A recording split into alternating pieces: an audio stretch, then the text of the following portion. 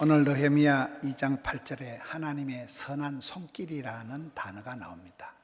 하나님의 선한 손이라는 제목으로 말씀을 살펴보겠습니다. 여러분, 꿈자리가 사나울 때는 어떻게 해야 될까요? 우리나라 말에 속 시끄러울 때가 있습니다. 속이 시끄럽다, 꿈자리가 사납다, 삶이 고달플 때, 밤에 잠을 이루지 못할 때 어떻게 해야 될까요? 성경을 보면 하나님께서 그 사람에게 특별한 기적을 베푸시기 전에 어떨 때는 잠을 못 자게 하고 꿈자리를 사납게 해가지고 꿈을 통해서 특별한 계시를 주는 때가 있습니다. 꿈자리가 사납고 일이 종잡을 수 없을 만큼 엉망진창이 되고 그럴 때 하나님께서 전격적으로 간섭을 하신다는 거예요. 인간의 수단과 방법이 다 하고 난 뒤에 하나님의 방법이 시작이 된다, 이런 말이 있습니다. 숨을 쉴 수 없을 만큼 코너에 몰리고 힘겨워서 죽을 것만 같을 때 하나님께서 숨통을 열어주시는 것입니다. 구약 성경에는 이방 왕들의 꿈을 통하여 역사하시는 하나님의 특별한 손길들이 나타나는데, 오늘 본문의 말씀은 이 느헤미야에 대한 말씀이에요. 포로 시절입니다. 나라가 망하고 포로로 끌려간 이 느헤미야가 참 천만다행하게 개인적으로 출세가도를 달려서 수상궁궐의 임금의 술을 담당하는 직책을 맡습니다. 옛날에는 왕을 암살을, 음식을 가지고 독살을 많이 했기 때문에 임금님 음식을 담당했다 하면 요새 말로 청와대의 경호실장쯤 되는, 비서실장쯤 되는 굉장한 고위직입니다. 특별히 왕이 신뢰하는 사람입니다. 그러니 느헤미야는 뭐 먹고 사는 데는 지장이 없는 아주 등 따시고 배부른 사람인데, 그가 고향 소식을 듣는 거예요. 자기가 끌려온 고향 땅 예루살렘 소식을 들어보니까 예루살렘 성이 황폐하게 되고 성벽이 다 자빠져 있고 동포들이 막 얼반 죽고 엉망진창이 돼 있다는 고향 땅 소식을 듣고는 이 느헤미야가 잠을 못 자는, 수일 동안을 잠을 못 자고 슬퍼하면서 곡기를 끊고 금식 기도를 시작하는 거예요. 임금님이 그때 느헤미야의 안색을 보고 너 얼굴이 왜 그러냐? 여러분, 옛날에 이 군왕 시절에는 임금님이 저놈 죽이라 하면 끝나는 거예요. 그 황망한 가운데 느헤미야가 버벅거리면서도 성경에 보면 막간 기도를 합니다. 그 놀래 자빠질 상황에서도 말 한마디 잘못하면 목이 떨어지는데 그 순간에 또 얼른 하나님께, 잠시만요, 하나님께 막간 기도를 하고는 임금님에게 형편 얘기를 하는 거예요.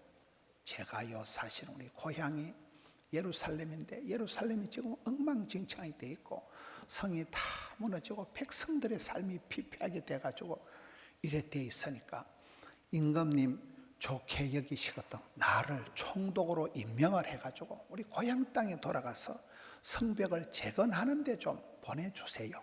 그리고 이왕 보내주시는데 그 건축 자재를 좀 산림청에 얘기를 해가지고 나무를 다 베어가지고 가도록 허락해 주시고, 건너가다 반대하는 사람들이 많으니까 담화문을 임금님이 발포를 하셔가지고 공적으로 나를 좀 파송해 주세요 하였더니, 오늘 2장 8절에 하나님의 선한 손이 나를 도우심으로 왕이 오케이 SK 허락을 하였더라, 이렇게 나오는 거예요. 여러분, 사람이 애쓰고 노력하지만은 응답하시는 분은 하나님이라는 거예요. 나라의 결제는 임금이 하지만은 역사의 결제는 나라의 흥망성쇠, 사람의 생사하복, 생로병사는 하나님이 주관하신다는 거예요. 요게 요 짧은 말씀을 통해서 느헤미야가 잠을 못 자고 슬퍼하는 가운데 금식을 선포하고 기도하는 가운데 벌어진 일입니다. 에스더도 비슷합니다. 여러분, 에스더 시대도 이 포로 시대에 민족이 몰살을 당할 위기에 몰렸습니다. 이러도 저러지도 못하고 그 어려울 때 에스더가 역시 3일 동안 물도 마시지 않고 금식을 선포하고 내가 죽으면 죽을 거다, 내가 죽으면 죽으리이다 결단을 하고 금식을 하고 그렇게 아수에로 왕에게 나갑니다. 느헤미야는 아닥사스다 왕이고 이 에스더는 아수에로 다 이방 왕들이에요. 그런데 그 성경을 보면 아수에로 왕 앞에 나갈 때 에스더가 이미 30일 동안이나 임금이 묻지도 찾지도 않은 상태예요. 임금님의 간택을 받는 게 오매불망 목적인 것이대에 임금이 30일 동안이나 한 달 동안이나 묻도 찾도 안 한 에스더가 갑자기 금식을 하고 곡기를 끊고 물도 안 마시고 3일 금식기도를 하고는 임금님 앞에 나가는 거예요. 여러분 그 시대에 임금님 앞에 허락 없이 나가면 바로 죽여버립니다. 그럴 때 목숨을 걸고 나가는데 하나님께서 그 아수에르 왕의 눈깔을 열어가지고, 눈깔 아세요? 임금이 한 달 동안 에스더를 쳐다보지도 않았는데 갑자기 에스더가 태어나는 순간에 엄마야 완전 예쁘다. 임금의 눈을 열어가지고 에스더가 완전 예쁘게 보여버리는 거예요. 그리고는 임금님이 정신을 못 차리고 내가 나라의 절반이라도 너에게 줄 거다. 마음이 그냥 몰빵이 돼가지고 마음이 폭삭 쏟아지는 거예요. 이것을 성경은 그 이방 왕의 마음을 하나님이 만지신다는 거예요. 마음을 하나님이 움직이신다는 거예요.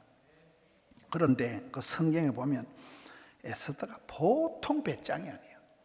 임금님이 드디어 찬스를 기회를 주었으면 얼른 고자질을 해가지고 저 하만이가 우리를 다 죽이려고 합니다 이렇게 얘기를 해야 될 것 같은데 그 성경에 보면 저는 가장 놀라는 게 에스더가 아니 뭐 임금님 별거 아니고요 혹시 내일 시간 되면 내일 우리 집에 파티하는데 한 번 더 오시든지 하라는 거예요. 내일 안 오면 어쩔 건데. 그렇게 에스더가 보통 배짱이 아니에요. 그 다급하고 화급한 순간에 얼른 얘기를 옳거냐고 해야 될 것 같은데 마음의 여유를 배짱을 가지고 내일 한 번 더 오서 오기 싫으면 오지 말고 이래가지고 배짱을 튕기는데 그 어간에 이 임금님이 밤에 잠을 못 자는 거예요. 이상하게 불면증이 오는데 임금님 밤에 잠을 이루지 못하다가 뒤치락 엎치락 하다가는 야 이렇게 잠이 안 오니까 저 조선 왕조 실록을 좀 가져와라. 왕의 역대 일기를 가져와라 하는 거예요. 밤에 잠을 못 자니까 임금님이 왕조의 그 역대 일기를 읽어봐라 이래 하니까 그래 그걸 읽는데 옛날에 임금님이 암살을 당할 절대절명의 위기의 순간에 모르드게라는 그 모집사가 나타나가지고 임금님을 구했다는 기록을 그때서 잠결에 얼떨결에 듣고는 모집사가 있네.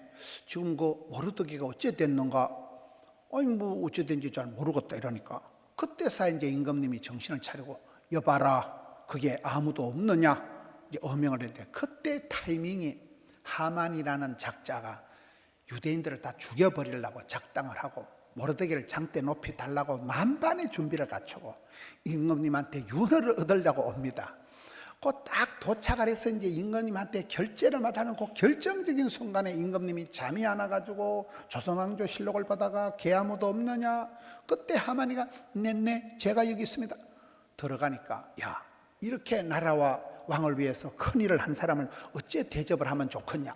그러니까 하만이 진 줄 알고 임금님 옷을 입혀가지고 프레이드를 열어가지고 극진하게 대접을 해야 되니까 그래 그러면 모르드게를 모셨다가 네가 시다바리를 해가지고 왕꼬피를 듣고 네가 시가 행진을 하거라. 그러니까 그때부터 이제 하만이 정신이 없는 거예요. 대반전이 일어나는 거잖아요. 대반전이 일어나는 거예요.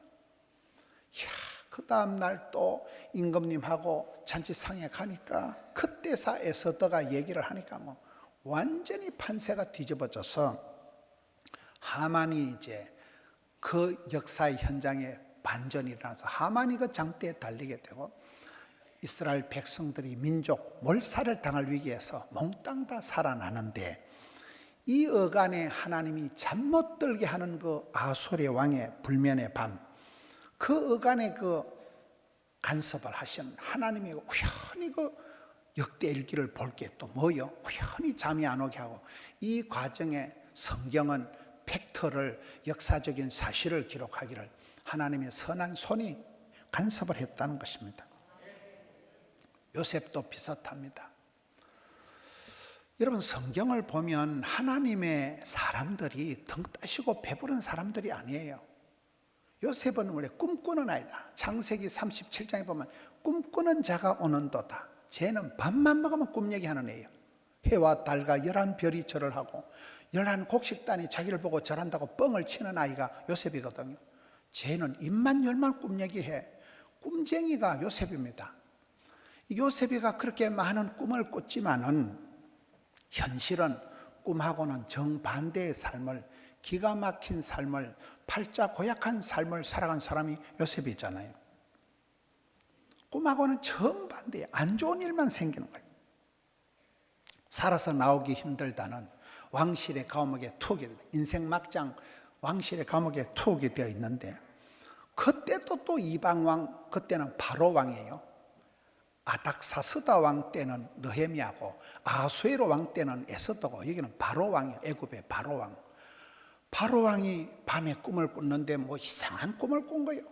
애굽에 아무도 그 꿈을 해석하지 못하는데, 그때사 가로늦게 2년이 지나고 난 이후에 제가요 옛날에 그 임금님 술 맡은 그 관원장이, 비서실장이, 제가요 옛날에 그 감옥에 있을 때, 그때 그 감옥 동기 중에 그 히브리 청년이, 미스터 요라는 청년이, 요셉이라는 청년이 있었는데 아주 영안이 밝고 분별력이 뛰어나고 총기가 똑똑 떨어진다고, 그때서 2년 만에 얘기를 하니까 요셉을 불러드립니다. 요셉이가 거기서 그 7년 대기근이 7년 대풍년이 올 것을 수상하게 꿈을 해석해주고, 요셉이 그 길로 애굽의 총리가 되어서 70명 가족을 보존하고, 여러분 70명 가족이 떠내려가 가지고 몇 백만의 이스라엘 민족을 이루는 큰 역할을 요셉이가 하게 되는데, 그 바로 왕이 얘기할 때 내가 살다 저렇게 하나님의 성령의 감동을 받은 총기가 있는, 영감이 있는 사람은 처음 본다.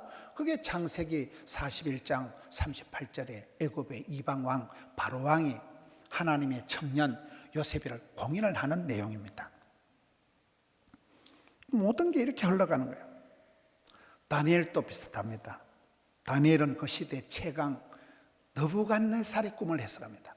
여러분, 그 시대의 바벨론의 느부갓네살은 요즘 뭐 시진핑이다, 바이든이다, 푸틴이다, 이 세 사람을 합친 정도가 그 시대 세계 최강 바벨론 제국의 느부갓네살의 파워입니다. 그 느부갓네살이 꿈을 꿨는데 아무도 해석을 못하는 거예요. 그러니 그 임금이 어명을 내려가지고 이 제국의 점쟁이들, 뭐 귀신 푸닥거리 하는 것들, 술객들, 박수들, 제자들 다 잡아 죽여버리라고, 내 꿈도 하나 해석 못하는 들 다 죽여버리라고 어명을 내립니다. 그 어명 속에는 다니엘과 사드락, 메삭, 아벳느고 친구들도 다 포함이 됩니다. 그래서 다니엘을 잡아 죽이려고 할 때 다니엘이 담대하게 뭐 죽일 거 없고 내가 해석하면 될 거 아닙니까? 다니엘이 나가서 그 꿈을 해석을 해주고, 그 느부갓네살 왕이 깜짝 놀랍니다. 도대체 이런 청년이 어디 있냐는 거예요.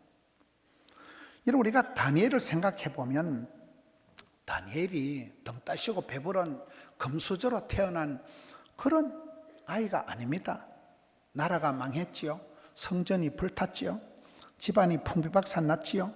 어린 시절 이국만리 질질 끌려갔지요. 그러면 사람이 패배감, 열등감, 수치감, 쪼다감, 덩신감, 수치감이 와가지고 우리나라는 안 된다는 거예요. 우리 집구석은 안 된다. 나는 안 된다는 거예요. 사람들이 가장 어려운 게 패배감입니다. 죄책감입니다. 수치감입니다. 열등감입니다. 망했으니까, 쪽박을 쳤으니까 안 됩니다. 절대 안 됩니다. 이렇게 우울증 환자같이 살아가야 될 건데, 다니엘은 그렇지 않았어요. 어릴 때부터 뜻을 정하고, 요셉이는 생생한 꿈을 꾸고, 다니엘은 선명한 뜻을 정하고, 사도 바울은 원대한 꿈을 꾸고, 여러분 어릴 때부터 뜻을 정하고 입지전적인 뜻깊게 살아갔지, 의미 없이 그렇게 닥치는 대로 흥청망청, 나는 왕의 진미, 진짜배기 맛있는 거 노 땡큐, 나는 그딴 거 안 먹고 삽니다. 왕의 진미를 거절하고 어릴 때부터 남다르게 살아갔습니다. 그런 다니엘이 루틴이 있었는데, 그는 집에 갈 때마다 집에 가면 항상 하루에 3번씩 기도하는 거잖아요. 집에 가서 나라도 없고 집도 없고 아무것도 없는 다니엘이 방향이라도 잡고 고향 땅 예루살렘을 향해서 창문을 열어놓고, 오픈 윈도우 창문을 열어놓고 하루에 3번씩 하나님 땡큐 감사 기도를 했던 사람이 다니엘이잖아요. 그런데 기도해서 잘 되는 거 없어요. 기도할 때마다 안 좋은 일이 일어나는 거예요. 요셉이가 꿈 얘기를 할 때마다 반대 일이 벌어지듯이, 여러분 다니엘이 기도하고 나면 체포되고, 기도하고 나면 감옥 갇히고, 기도하고 나면 사자고리 갇히고. 기도한다고 여러분 만사가 술술 풀리는 거 아닙니다. 기도할 때마다 점점 일이 고약하게 돌아가는 거예요. 그가 어려움을 당하고 할 때도, 여러분 바벨론의 지혜자들이 아무도 해석하지 못한 그 꿈을 다니엘 혼자서 해석하는 영빨이 있었기 때문에, 그런 하나님의 감동이 있었기 때문에 다니엘이, 여러분 제국이 무너지고 정권이 3판이나 바뀌는데도 총리 대신을 내리 3판한 사람이 다니엘입니다. 구약 성경의 탁월한 리더십 다니엘. 여러분 아까 말씀드린 그 느헤미야는 구약의 리더십의 교과서적인 인물이 느헤미야예요. 행정의 달인이라고 얘기합니다. 그 어려운 시대에 당당하게 나라의 공인을 받고 총독으로 임명을 받고 일을 했으니까요. 다니엘이 꿈을 해석해서 친구들도 살리고 자기도 총리가 되었습니다. 모두들 하나님이 주시는 특별한 성령의 영감이 있었다는 거예요. 인스피레이션이 있었다는 거예요. 여러분 과부하고 부흥이 안 되는 교회의 특징은 영감이 없다는 사실이에요. 과부는 영감태기가 없는 것이고, 부흥이 되지 않은 교회는 성령의 영감, 인스피레이션이 없다는 공통점이 있다는 거예요. 성령이 임하실 때 권세한 능력을 받고, 오직 성령의 충만함을 받고 성령의 9가지 열매가 사랑과 희락과 이 열매가 주렁주렁 할 때 그 사람이 가장 원만한 사람, 지혜와 총계가 있는 사람이 되는 것입니다. 하나님은 사람에게, 사랑하는 사람에게 잠을 주신다는 말씀이 있습니다. 하나님께서 우리 안에 소원을 두고 행하십니다. 꿈을 통해서라도 하나님께서 사람의 마음을 움직이시는데, 여러분 그래서 믿음의 사람은 자꾸 꿈을 꿔야 돼요. 믿음의 사람은, 믿음은 바란 것들의 실제 상황이 되기 때문에 자꾸 꿈을 꾸고, 믿음의 사람은 어떤 상황에서도 안 된다, 어렵다, 힘들다, 못 살겠다, 죽겠다 입방정을 떨면 안 돼요. 할렐루야 아줌마 최자실 목사님의 아들 강남 금식기도원의 김성광 목사님은 늘 이게 말씀할 때마다 잠꼬대라도 안 된다, 어렵다, 힘들다, 못 살 때 잠꼬대라도 그런 입방정을 떨지 말아요. 잠꼬대라도 좋은 말, 긍정의 말, 약속의 말, 생명의 말을 하라는 거예요. 왜? 하나님은 꿈꾼 대로, 말한 대로, 심은 대로, 믿음대로 역사하시는 분이기 때문에 그렇습니다. 믿음의 사람들은 다니엘이다, 요셉이다, 다 뭐 감옥에 갇혀있고 쪽박을 차고 애쓰드는 고하고 뭐 그런 사람들이 우울감에 빠져있지 않았다는 거예요. 낭패감에 빠져있지 않았다는 거예요. 자포자기하고 이렇지 않았다는 거예요. 꿈이라도 빵실하게, 기도라도 거창하게, 소원이라도 아싸라게 덤비라 이 잡것들아. 이렇게 나가면서 잠 못 이루는 이방 왕들의 꿈을 해석해 주면서, 전부 다 이방 왕들이에요. 아수에르 왕, 아닥사스도 왕, 바로 왕, 넘어가는 사람 다 이방 왕들인데, 그들의 마음을 하나님이 손길로 만지셔서, 터치하셔서, 마사지를 하셔가지고 그들을 통해서 역사의 반전을 이룬 것입니다. 진인사 대천명이다 이런 말이 있습니다. 사람이 최선을 다하고 나면 하나님이 응답하신다는 거죠. 하나님 100%, 사람 100% 이런 말이 있습니다. 생로병사 흥망성쇠를 하나님이 주관하시지만은, 그러나 네 믿음대로, 네 심은 대로, 네 꿈꾼 대로, 네 소원대로 하나님 역사하시기 때문에 우리는 최선을 다해서 애를 쓰는 것입니다.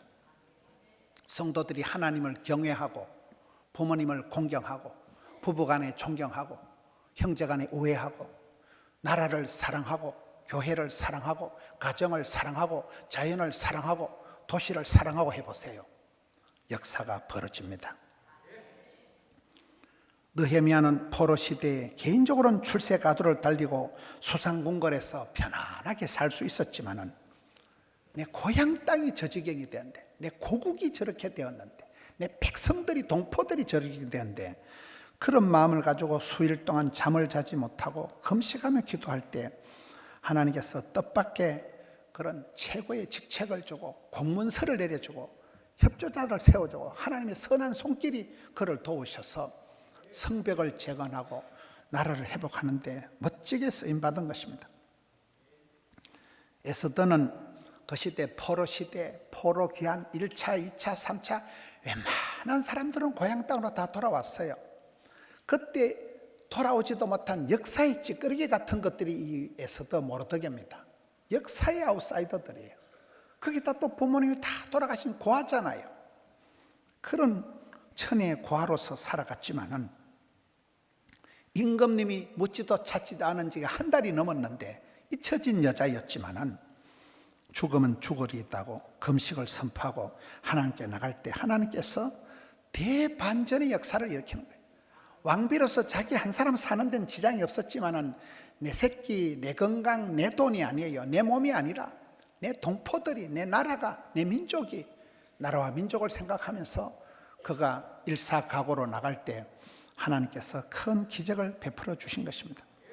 성경 곳곳에는 그런 이름도 없고 힘도 없고 그런 여인들의 믿음찬 이야기들이 많습니다. 이방 여인, 모압 여인이 결혼해서 10년 동안 애도 없고 재산도 없고 추억도 없고 아무도 없었지만은 시어머니가 믿는 하나님이 나의 하나님이 되시고 시어머니 가는 곳에 내가 갈 거고 시어머니 죽는 곳에 나도 막 거기서 죽어볼 기다. 그렇게 고백을 하니까 우연히 보아스의 밭으로 하나님의 특별한 간섭과 인도를 성경은 만고 우연의 일치라고 기록하고 있지만은 그 기업 물을 자 유력한 자 보아스를 만나면서 재혼의 복을 받고 그 사이에서 다윗이 태어나고 다윗의 자손 예수 그리스도 세계까지 쭉 이어지는 그런 여인으로 멋지게 쓰임받는 것입니다. 여리고의 기생 라합이 결단을 해서 온 가족을 난리통에 구원을 시켰습니다.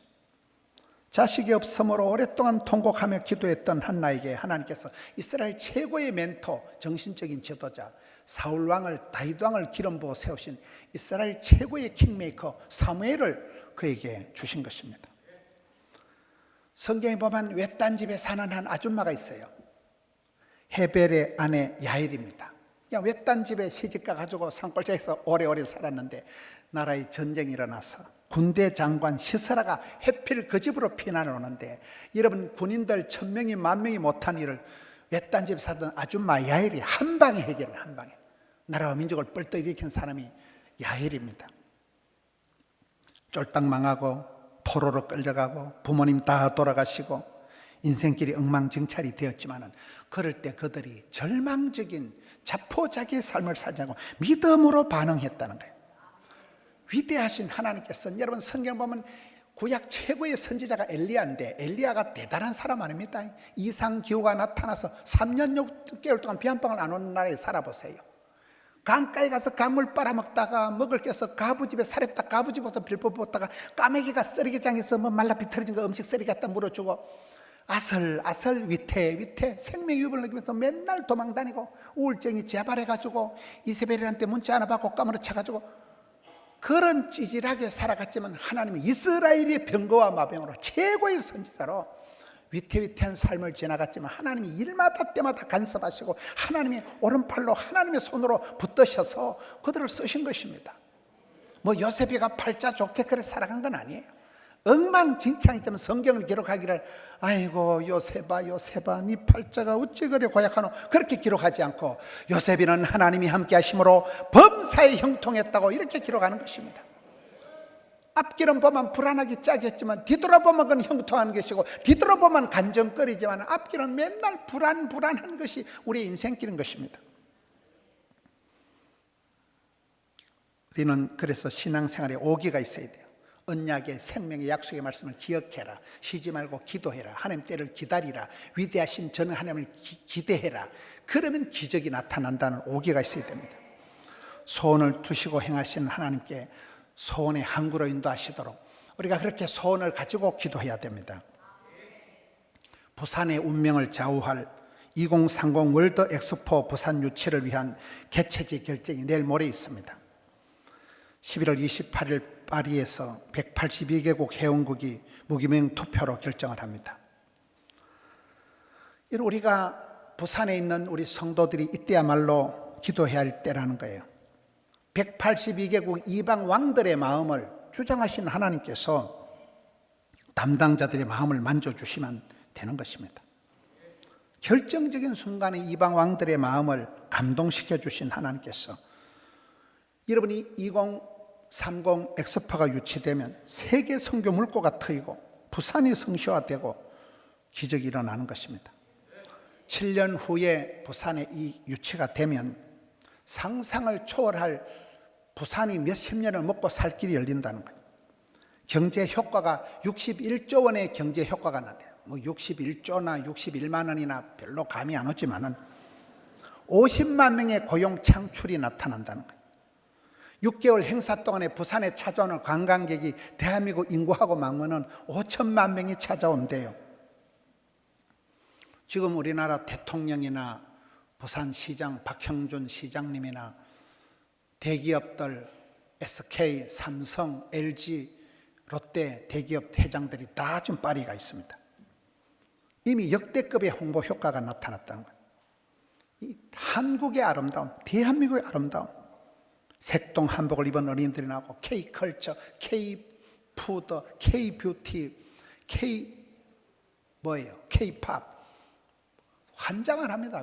제가 지난번에 두바이하고 레바논에 갔을 때도 그곳의 청년들의 꿈이 K팝을 부르는 본고장 한국에 가는 게 그 이슬람 청년들의 꿈이더라고요.